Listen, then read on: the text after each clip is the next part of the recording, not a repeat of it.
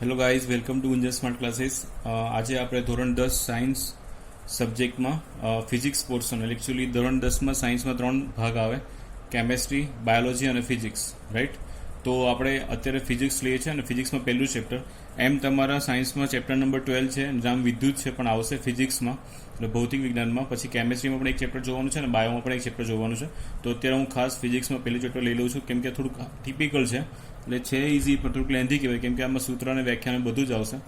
તો નામ છે વિદ્યુત અને એને ઇંગ્લિશમાં કહેવાય ઇલેક્ટ્રિસિટી. એટલે તમને ખબર છે, ઇલેક્ટ્રિસિટી એટલે આપણા ઘરમાં કોઈ પણ વસ્તુ ઇલેક્ટ્રિક એટલે વિદ્યુત પ્રવાહ વગર ચાલતું નથી. બલ્બ ચાલુ હોય કે ફ્રીજ ચાલુ કરવું હોય કે ટીવી, બધી જગ્યા પર શું જોઈએ? ઇલેક્ટ્રિક જ જોઈએ.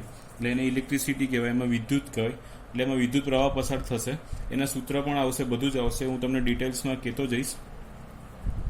તો એકચ્યુઅલી આમાં હોય શું? તો માની લો કે આપણે ઘરમાં બધા વાયર્સ તો તમે જોઈ જશે. તો દાખલા તરીકે પહેલાં એક બલ્બ લઈ લો, તો બલ્બનો સિમ્બોલ કેવો હોય? એની અંદર આમ કરીને ગૂંચળું જેવું હોય અને આમ ઉપરથી તમારે કવર કરી દેવાનું હોય. આને તમે બલ્બ ધારી શકો.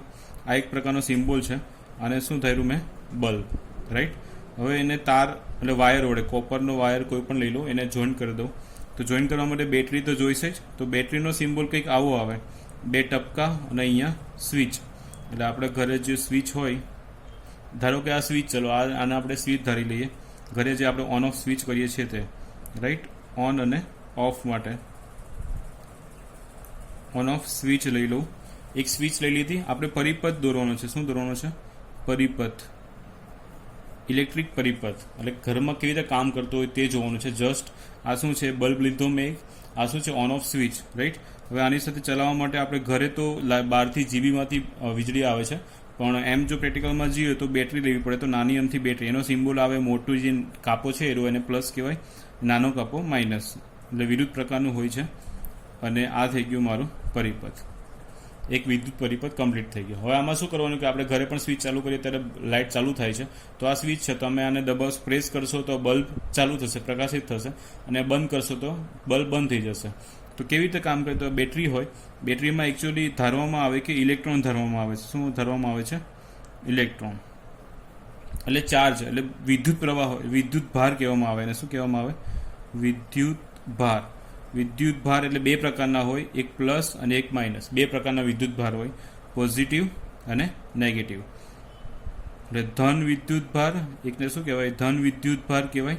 અને આ છે એને ગુજરાતીમાં કહેવાય ઋણ વિદ્યુત ભાર. વિદ્યુત ચેપ્ટરનું નામ જ છે વિદ્યુત, અને ભાર, ભાર એટલે કે એના ચાર્જીસ, પ્લસ ચાર્જીસ અને માઇનસ ચાર્જીસ. તો એક ધન વિદ્યુત ભાર અને એક શું થઈ ગયું? ઋણ વિદ્યુત ભાર. એટલે આ 2 પ્રકારના વિદ્યુત ભાર હોય. તો એમ ધારવામાં આવે છે કે ઋણ વિદ્યુત ભાર અને ધન વિદ્યુત ભાર બંને ઇલેક્ટ્રોન હોઈ શકે. શું હોઈ શકે? ઇલેક્ટ્રોન. પણ હંમેશા ઇલેક્ટ્રોન છે ને માઇનસ જ નિશાની ધરાવે છે, એટલે ઋણ વિદ્યુત ભાર જ હોય એમાં. અને ધન વિદ્યુત ભાર પણ આવે છે, એને પ્રોટોન કહેવામાં આવે. શું કહેવામાં આવે? ધન વિદ્યુત ભારને શું કહેવામાં આવે? પ્રોટોન કહેવામાં આવે. પણ એ એકચ્યુઅલી ન્યુક્લિયસમાં આવે છે પ્રોટોન. એ આપણે અત્યારે નથી જોવાનું. અત્યારે ખાલી શું જોવાનું છે? ઇલેક્ટ્રોન. ઇલેક્ટ્રોનની નિશાની છે ઈ, કેમ કે ઇંગ્લિશમાં ઈથી લખાય એટલા માટે ઈ, અને ઉપર માઇનસ કરી દઉં તો એની નિશાની કઈ હોય? ઈ નેગેટિવ. એટલે આ થઈ ગયું ઈ માઇનસ, એટલે ઇલેક્ટ્રોન. એટલે 2 પ્રકારના વિદ્યુત ભાર થયા, ધન વિદ્યુત ભાર અને ઋણ વિદ્યુત ભાર. તો જે બંને પ્રકારના વિદ્યુત ભાર છે એમાં ઇલેક્ટ્રોન આવશે, અને એક પોઝિટિવ ઇલેક્ટ્રોન, એક નેગેટિવ ઇલેક્ટ્રોન. પણ આપણે તો ઇલેક્ટ્રોન હંમેશા કેવું આવે? નેગેટિવ. તો કોઈ પણ બેટરી હોય ને તેમાં હંમેશા ઇલેક્ટ્રોન જ હોય. એટલે આ જે પરિપથ છે, બરાબર, એમાંથી આપણે હું સ્વિચ દબાવું અહીંયા, તો અહીંયા શું થશે? બલ્બ ચાલુ થશે, રાઈટ? હવે બલ્બ ચાલુ થશે એનો મતલબ કે આ બેટરીમાંથી વિદ્યુત પ્રવાહ પસાર થશે. તો વિદ્યુત પ્રવાહ ક્યાંથી નીકળશે? તો હંમેશા યાદ રાખવાનું, પ્લસમાંથી વિદ્યુત પ્રવાહ બહાર નીકળે અને માઇનસ અહીંયાથી એમ જશે. જો સ્વિચ અહીંયા હું ઓન કરી દઉં, એટલે આવી રીતે હું જોઈન કરી દઉં છું, બરાબર. જો હું સ્વિચ અહીંયા ચાલુ કરી દઉં તો વિદ્યુત પ્રવાહ અહીંયાથી પસાર થશે, એટલે વિદ્યુત પ્રવાહ અહીંયાથી આમ જશે, બલ્બમાં જશે. બલ્બ આવી રીતે આમ કાપા પાડી દો એટલે બલ્બ ચાલુ દેખાય છે અત્યારે. પછી અહીંયા વિદ્યુત પ્રવાહ પાછું ક્યાં આવી જશે? બેટરીમાં આવી જશે. એટલે આ એક પરિપથ છે. તો પહેલું, એટલે આ જે વિદ્યુત પ્રવાહ પસાર થશે, આમાંથી શું પસાર થશે? આ જે કાપા માર્યા છે તેને શું પસાર થયું કહેવાય? વિદ્યુત પ્રવાહ. જેમ પાણીનો પ્રવાહ આવે છે ને તેવી રીતે શું આવે? વિદ્યુત પ્રવાહ આવે. એની ઇંગ્લિશમાં કરંટ કહેવાય. આપણે બોલીએ છીએ કરંટ આવે છે, કરંટ આવે છે, ઇંગ્લિશમાં તો બોલીએ છીએ, પણ ગુજરાતીમાં શું કહેવાય એ પણ ખબર નથી હોતી. આ બધું કન્ફ્યુઝન જેવું લાગે લાઈફમાં. ઇંગ્લિશ આવડે છે કે નથી આવડતી ખબર નથી હોતી. તો એને ઇંગ્લિશમાં શું કે કરંટ અને વિદ્યુત પ્રવાહ ને દર્શાવાય શેના વડે? આઈ વડે. શેના વડે દર્શાવાય? આઈ વડે. આઈ ઇન્ટેન્સિટી દર્શાવે. ઇન્ટેન્સિટી એટલે કે એની પ્રબળતા, એટલા માટે આઈ બતાવ્યો છે. તો આમાં એકચ્યુઅલી હોય શું કે આ વિદ્યુત પરિપથમાંથી બેટરી હોય તેમાં કયો શું હોય? ઋણ વિદ્યુતભાર. શું હોય? ઋણ વિદ્યુતભાર. તો આમાંથી ઋણ વિદ્યુતભાર જે માઇનસ હોય તો માઇનસમાંથી નીકળે, અહીંયાથી બહાર નીકળશે, એટલે ઋણ વિદ્યુત, એટલે ઇલેક્ટ્રોન એકચ્યુઅલી આમ જાય, ઊંધા જાય. કેમ કે જે આપણને ખબર છે એ ચુંબકમાં કેવું હોય, ચુંબકમાં કે પ્લસ અને માઇનસ હોય તો બંને આમ ચુંબક આમ કે જોઈન્ટ થઈ જાય, બરાબર. તો માઇનસ હોય તો શું થાય? આ વાયરમાં અંદરથી આમ તો અહીંયા ઊંધું જાય, બરાબર. એટલે બે પ્રકારના પ્રવાહ હોય, એક રૈવાજિક પ્રવાહ, રૈવાજિક વિદ્યુત પ્રવાહ. યાદ રાખજો, રૈવાજિક વિદ્યુત પ્રવાહ પૂછાય છે 1 માર્ક્સમાં કે રૈવાજિક વિદ્યુત પ્રવાહ એટલે શું. તો પહેલાં તો વિદ્યુત પ્રવાહ એ તો વ્યાખ્યાન એવું બધું હું તમને બતાવું છું. આ જસ્ટ ઇન્ટ્રોડક્શન ચાલે છે કે આખા ચેપ્ટરમાં આવે શું. તો આ જસ્ટ મેં પરિપથ દોર્યો છે. પરિપથમાં એક બલ્બ છે, એક શું છે સ્વિચ છે અને એક બેટરી છે. તો બેટરીમાંથી બે પ્રકારના વિદ્યુત પ્રવાહ હોય, એક ધન વિદ્યુતભાર અને એક ઋણ વિદ્યુતભાર. તો ઋણ વિદ્યુતભારમાં કોણ હોય? ઇલેક્ટ્રોન. ઇલેક્ટ્રોનની નિશાની કઈ હોય? નેગેટિવ, બરાબર. તો આ ઇલેક્ટ્રોન શું હોય કે માઇનસ હોય એટલે માઇનસમાંથી બહાર નીકળે અને પ્લસમાં જાય.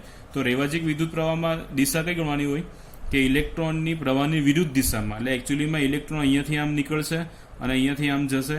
માની લો કે આ ઇલેક્ટ્રોન અહીંયા જાય છે બધી જગ્યા પર અને ક્યાં જશે? પ્લસ તરફ. કેમ કે માઇનસ હોય તો પ્લસ તરફ એટ્રેક્શન થાય, આકર્ષાય. એટલે માઇનસ અહીંયાથી આમ નીકળશે અને પ્લસ તરફ એન્ટર થઈ ગયો, એટલે અહીંયાથી અંદર જતો રહેશે, બરાબર. તો વિદ્યુત પ્રવાહની દિશા કઈ ગણવાની? તો ઇલેક્ટ્રોનની પ્રવાહની વિરુદ્ધ દિશામાં. એટલે ઇલેક્ટ્રોન આમ ગતિ કરે છે, ઇલેક્ટ્રોન ક્યાં જાય છે? આમ, ઘડિયાળની વિરુદ્ધ દિશામાં, બરાબર. તો આપણે વિદ્યુત પ્રવાહની દિશા કઈ ગણવાની?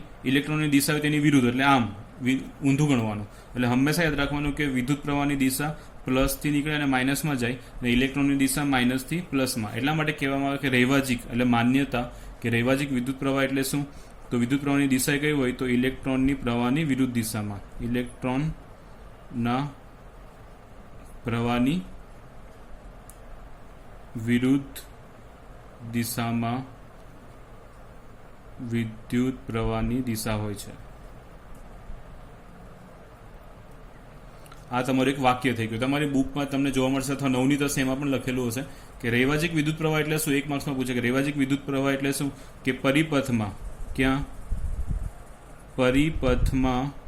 પરિપથમાં ઇલેક્ટ્રોનના પ્રવાહની વિરુદ્ધ દિશામાં વિદ્યુત પ્રવાહની દિશા ગણવામાં આવે છે, એને કહેવાય રૈવાજિક વિદ્યુત પ્રવાહ, બરાબર. અને એમ બેટરીમાં ખાલી સામાન્ય રીતે ગણે કે વિદ્યુત પ્રવાહની દિશા કઈ હોય? તો પ્લસથી માઇનસ તરફ. એટલે ધન વિદ્યુતભારથી ઋણ દિશામાં વિદ્યુત પ્રવાહની દિશા ગણવામાં આવે છે. પણ રૈવાજિક જો વિદ્યુત પ્રવાહ પૂછે તો તમારે શું લખવાનું આવે કે ઇલેક્ટ્રોનના પ્રવાહની વિરુદ્ધ દિશામાં શું હોય છે? વિદ્યુત પ્રવાહની દિશા હોય છે. એટલે ઇલેક્ટ્રોન આમ જાય અને વિદ્યુત પ્રવાહ આવી રીતે આમ ગતિ કરે. ઘડિયાળની દિશામાં વિદ્યુત પ્રવાહ જાય અને ઇલેક્ટ્રોન આવી રીતે આમ ગતિ કરતો હોય છે.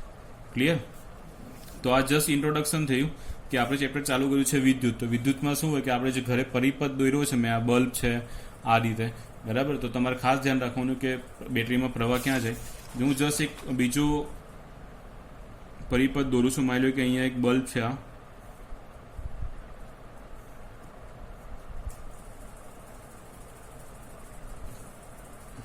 ધ્યાનથી જોતા રહેજો.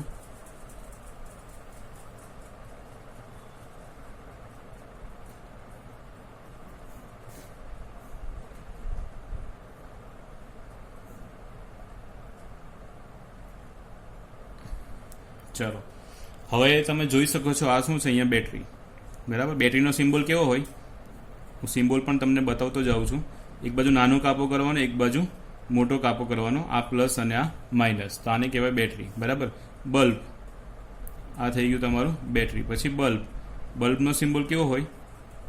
આમ આમ કરીને ગૂંચળું કરવાનું, પછી ઉપર એક ઢાંકી દેવાનું. આ થઈ ગયું તમારું બલ્બ. અને સ્વિચ કેવી હોય? સ્વિચમાં બે ટપકા હોય અને અહીંયા જરાક ઉપર ખુલ્લું હોય. આ સ્વિચ, રાઈટ. આ બંધ ચાલુ કરવાની જે સ્વિચ આવે તે સ્વિચ, બલ્બ અને બેટરી. આ 3 છે. 3ને મેં વાયર, અહીંયા બે સ્વિચનો ઉપયોગ કર્યો છે મેં. આ એક સ્વિચ છે અને આ બે સ્વિચ, બંને ખુલ્લી છે.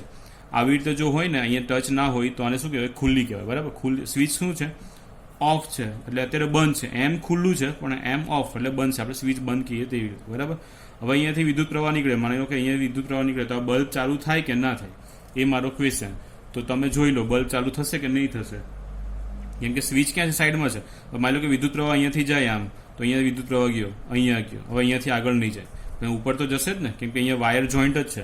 એટલે ક્યાં જશે? ઉપર વિદ્યુત પ્રવાહ જશે એટલે વિદ્યુત પ્રવાહ અહીંયા જશે, અહીંયા આવશે, બરાબર. પછી અહીંયા જશે, અહીંયાથી આગળ નહીં જાય કેમ કે સ્વિચ કેવી છે? બંધ છે.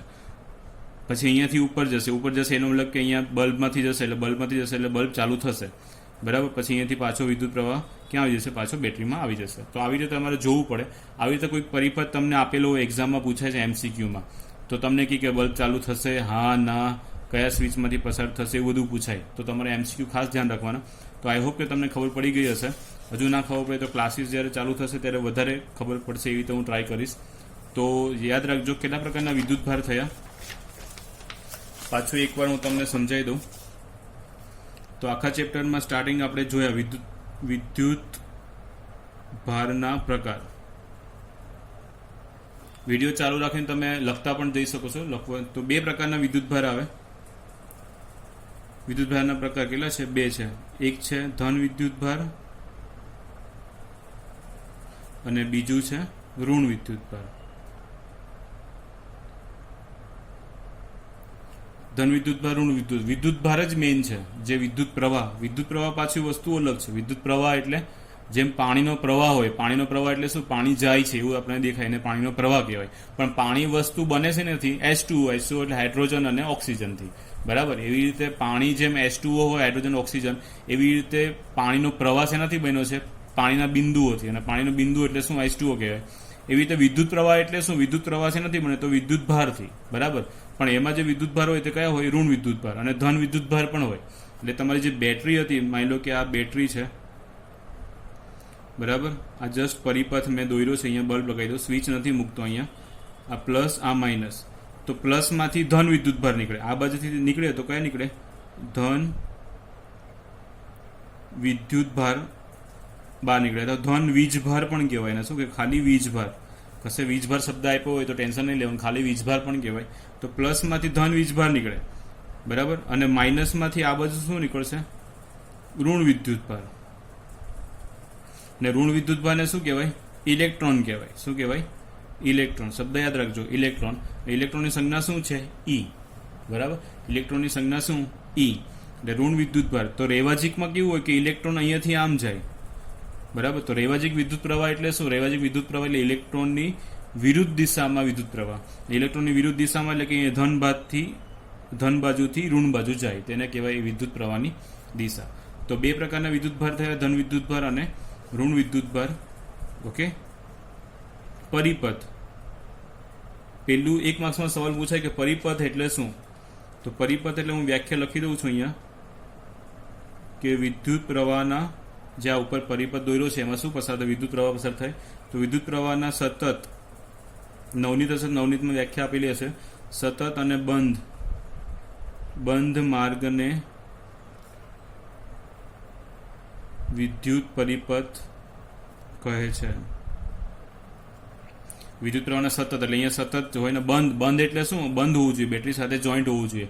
કશેથી પણ વાયર ખુલ્લો હોવો જોઈએ નહીં. એટલે એક જગ્યાએ તૂટી જાય, સ્વિચ અહીંયા મૂકી દો અને સ્વિચ ખુલ્લી હોય તો બંધ ના કહેવાય, બંધ માર્ગ ના કહેવાય. એટલે હંમેશા બંધ પરિપથ જ શબ્દ યુઝ થાય, બંધ માર્ગ જ શબ્દ યુઝ થવો જોઈએ. કેવા પ્રકારના માર્ગને? તો બંધ માર્ગ. કેમ કે જો જોઈન્ટ હોય, ટચ હોય આવી રીતે તો જ. હવે માની લો કે આટલું ખુલ્લું કરી દઉં તો પણ શું થાય? વિદ્યુત પ્રવાહ જવો જોઈએ ને, એ જાય નહીં. એનો મતલબ કે બંધ માર્ગને શું કહેવામાં આવે? વિદ્યુત પરિપથ. પણ કોના બંધ માર્ગને? તો વિદ્યુત પ્રવાહના સતત એટલે બેટરી ચાલુ કરો, બેટરી જોઈન્ટ હોય તો બેટરીમાંથી સતત ચાલુ જ રહેવાનું છે, પણ વચ્ચે આપણે સ્વિચ તો મૂકવી જ પડે. આપણું ઘર હોય તો બહારથી જીબીમાંથી કરંટ તો આવ્યા જ કરે. કરંટ આવ્યા કરે એનો મતલબ કે પછી એને રોકવા થોડી, અરે જ્યારે લાઇટ જરૂર હોય ત્યારે થોડી કે ભાઈ આવ તું આવ, મારે લાઇટની જરૂર છે, એમ એવું ના હોય.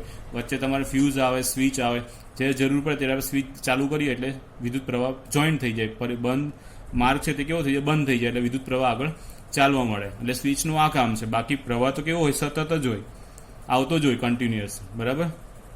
તો આ થઈ ગયું પરિપથની વ્યાખ્યા. હવે ઇલેક્ટ્રોનની વાત કરીએ. ધ્યાન રાખજો, ઇલેક્ટ્રોન એક શું છે? એક વીજભાર છે. શું છે? વિદ્યુત ભાર છે અથવા વીજભાર. બંને વર્ડ્સ લખી દઉં છું. વિદ્યુત ભાર અથવા વીજભાર છે. ઇલેક્ટ્રોનને દર્શાવે છે ના વડે? એની સંજ્ઞા ઇલેક્ટ્રોનને દર્શાવે છે ના વડે? E વડે, બરાબર. હવે ઈની કિંમત તમારે યાદ રાખવાની. આ કિંમત યાદ રાખવી પડશે. 1.6 × 10⁻⁻19 કુલમ C. હવે આ સવાલ થાય કે C ક્યાંથી આવ્યો? તો ધ્યાન રાખજો અહીંયા વિદ્યુત ભારને ક્યુ વડે દર્શાવાય. શેના વડે દર્શાવાય? ક્યુ. ચાર્જીસ ઇંગ્લિશમાં શું કહેવાય? એને ચાર્જીસ કહેવાય. અને શેના વડે દર્શાવાય? ક્યુ વડે દર્શાવાય. એટલે એની સંજ્ઞા વિદ્યુત ભારની સંજ્ઞા શું થઈ ગઈ? ક્યુ. કેપિટલ ક્યુ અથવા સ્મોલ ક્યુ બંને લખી શકાય. કેપિટલ ક્યુ અથવા તો નાનો ક્યુ. વધારે હોય કુલ વિદ્યુત ભાર હોય ને, કુલ વિદ્યુત ભાર તો કેપિટલ ક્યુ હોય. અહીંયા લખી દઉં છું કુલ વિદ્યુત ભાર. આવું તમને બુકમાં ડિટેલમાં નહીં સમજવા મળે એટલે હું અહીંયા લખું છું. તમે નોટમાં ખાસ કરીને લખી દેજો આ બધું કમ્પ્લીટ, એટલે નોટમાં એક તમારું સચવાઈ રહે. એમ જ્યારે વાંચવું હોય ત્યારે બહુ ઇઝી પડશે.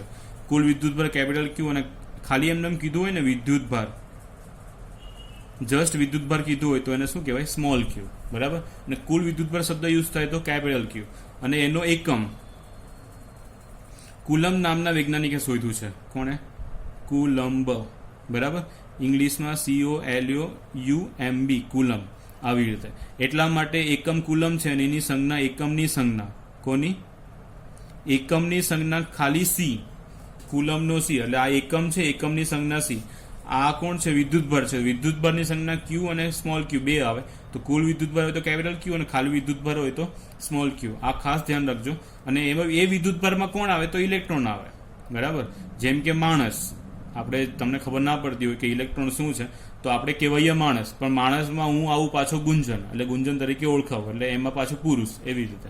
બરાબર. તો કોઈ છોકરી હોય તો સ્ત્રી. એવી રીતે. રાઈટ.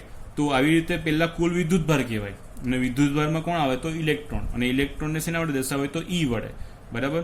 અને ઈની કિંમત કેટલી? 1.6 × 10⁻⁻⁰. બહુ જ નાની છે, એકદમ નાનો હોય. એકચ્યુઅલી આ ઇલેક્ટ્રોન હોતો નથી, પણ ધાર્યો છે કે ઇલેક્ટ્રોન હશે. એવી રીતે. અને એની સંજ્ઞા શું થઈ? ક્યુ. સી. કુલમ. બરાબર. એનો એકમ શું થઈ ગયો? કુલમ થઈ ગયો. ખાલી સી વડે. કેમ કુલમ? કેમ કે ઇલેક્ટ્રોન કોણ છે? એક પ્રકારનો વિદ્યુતભાર છે. એટલા માટે એની કિંમતમાં પાછળ શું લખવું પડશે? કુલમ લખવું પડશે. જેમ કે 9મા ધોરણમાં બળ ને બધું આવતું, તેનો એકમ તમે ન્યૂટન લખતા. બરાબર. પછી મીટર, એવું બધું એક્ઝામમાં મેથ્સમાં મીટરનો વર્ગ જ્યારે તમે ક્ષેત્રફળ શોધો ત્યારે એ રીતે એકમ લખવો પડે. તો ઇલેક્ટ્રોનનો એકમ શું થઈ ગયો? કુલમ થઈ ગયો. તો આ જસ્ટ વિદ્યુતભાર થયા. એટલે વિદ્યુતભાર બે પ્રકારના આવે, ધન વિદ્યુતભાર ને ઋણ વિદ્યુતભાર. આ જ વિદ્યુતભાર શું ઉત્પન્ન કરે? વિદ્યુત પ્રવાહ ઉત્પન્ન કરે. અને વિદ્યુત પ્રવાહની દિશા મેં તમને કીધી, રૈવાજિક પ્રમાણે ઇલેક્ટ્રોનની વિરુદ્ધ દિશામાં હોય છે. બરાબર. આજે આગળ મેં તમને દોરીને બતાવ્યો વિદ્યુત પરિપથ, એમાં રૈવાજિક વિદ્યુત પ્રવાહ આવે. અને રૈવાજિક વિદ્યુત પ્રવાહ ના હોય તો ખાલી વિદ્યુત પ્રવાહની દિશા શું હોય? ધન દિશાથી ઋણ દિશા તરફ. ઓકે. હવે નેક્સ્ટ ટોપિક આપણે એ જ જોવાનો છે, વિદ્યુત પ્રવાહ વિશે. હવે વિદ્યુત ભાર વિશે થઈ ગયું. હવે નેક્સ્ટ ટોપિક શું આવશે? વિદ્યુત પ્રવાહ વિશે આવશે. આજનો ટોપિક આટલો જ છે. બરાબર. જસ્ટ ઇન્ટ્રોડક્શન હતું. વિદ્યુત ભાર કેટલા પ્રકારના થઈ ગયા, ઇલેક્ટ્રોન કોણ છે, એની કિંમત કેટલી છે, પછી ક્યુ. અને વિદ્યુત ભારનું સૂત્ર પણ તમારે યાદ રાખવાનું છે. ક્યુ બરાબર NE. બરાબર. ક્યુ બરાબર શું આવશે? NE. આ સૂત્ર દાખલા માટે યુઝ થાય. એટલે તમારે N કેટલા ઇલેક્ટ્રોન્સ છે તે શોધવા હોય. કેમ કે ક્યુ એટલે શું? મેં શું કીધું? કુલ વિદ્યુત ભાર. બરાબર. 2, 3 એવા કુલ વિદ્યુત ભાર હોય તો 2 × E એટલે 2 ઇલેક્ટ્રોન, 2E. એવી રીતે 3E. બરાબર. એવી રીતે ક્યુ એટલે કુલ કેટલો વિદ્યુત ભાર થયો તે. અને તમને કુલ વિદ્યુત ભાર આપ્યો હોય અને ઇલેક્ટ્રોનની કિંમત આપણને યાદ રાખવાની છે 1.6 × 10⁻⁹. આવી રીતે તમને ઈ આપ્યું હોય તો કેટલા ઇલેક્ટ્રોન હશે? તો N, 2, 3 એવું આપણને મળી જાય. તો આ સૂત્ર તમારે વિદ્યુત ભારનું સૂત્ર પણ યાદ રાખવાનું છે. ક્યુ બરાબર NE. ઓકે. તો આ થયું વિદ્યુત ભારનું. ખાલી ઇલેક્ટ્રોન થયું, એની કિંમત. પછી વિદ્યુત ભારમાં શું આવે? એનો એકમ શું? કુલમ છે. શેના વડે દર્શાવાય? કેપિટલ ક્યુ વડે. આ રવિવારે હું એક્ઝામ લઈશ, જેટલું ચાલ્યું છે એટલું બધું ઓનલાઈન એક્ઝામ હશે. અને ક્યુ બરાબર એની સૂત્ર પણ તમારે યાદ રાખવાનું છે. આ વિદ્યુત ભાર વિશે માટે થઈ ગયું. હવે આવશે વિદ્યુત પ્રવાહ વિશે. તો વિદ્યુત પ્રવાહમાં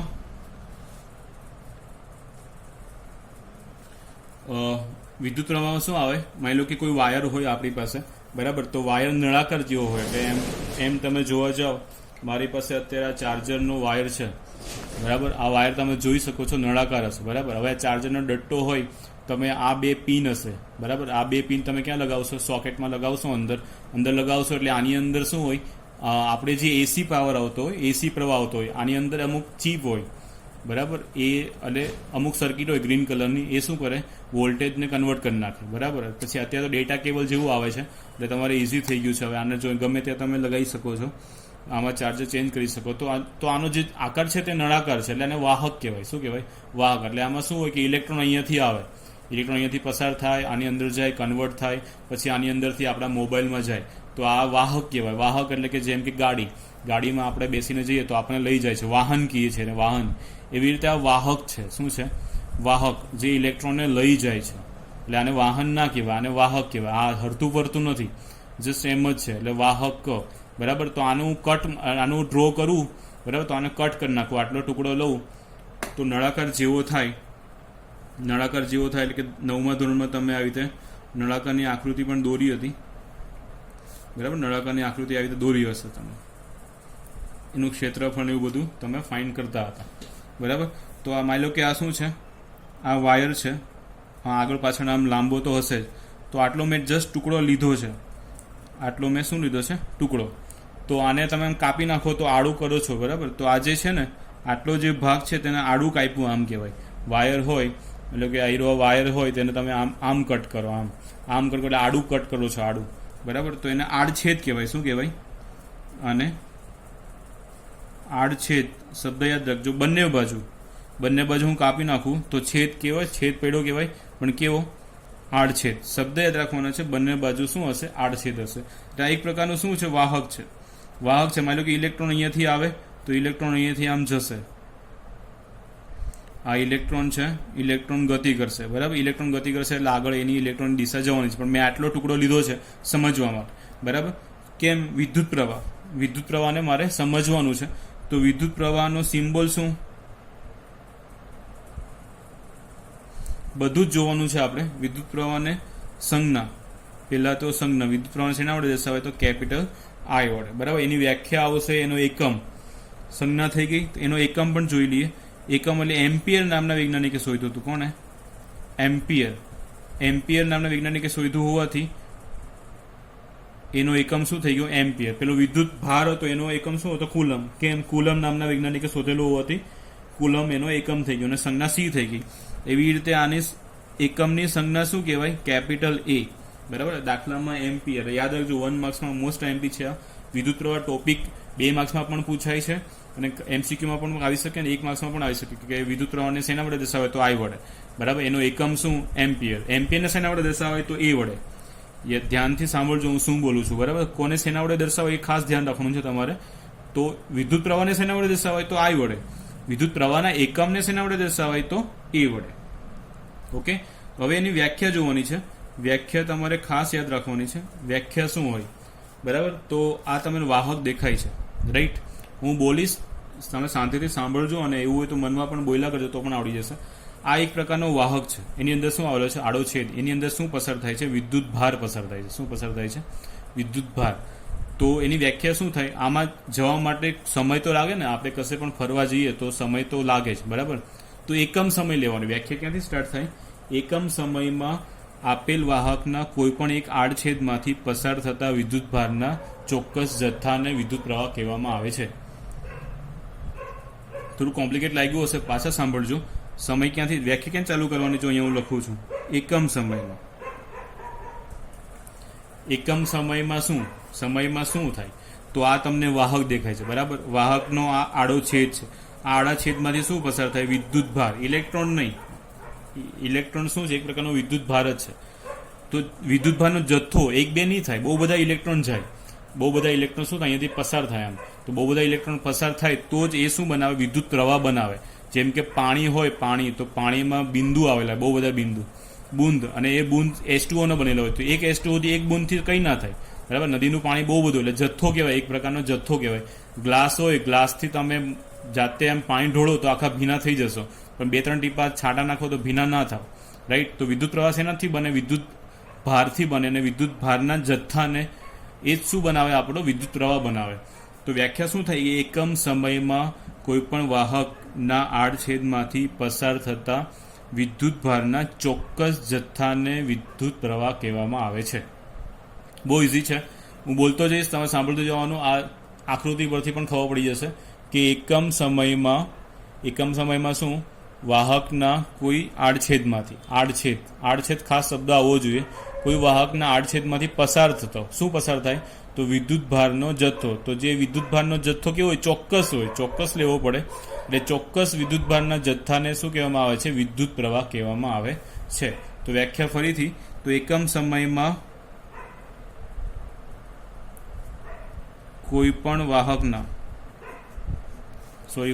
કોઈ પણ એક આડછેદમાંથી, હું ફરીથી લખું છું, એકમ સમયમાં વાહકના કોઈ આડછેદમાંથી, બરાબર, આ વાહક થઈ ગયો, એનો કોઈ પણ એક આડછેદ, એટલે આ બાજુ હોય કે આ બાજુ હોય, એકમ સમય લેવાનો. તો એકમ સમયમાં વાહકના કોઈ આડછેદમાંથી શું પસાર થાય? પસાર થતા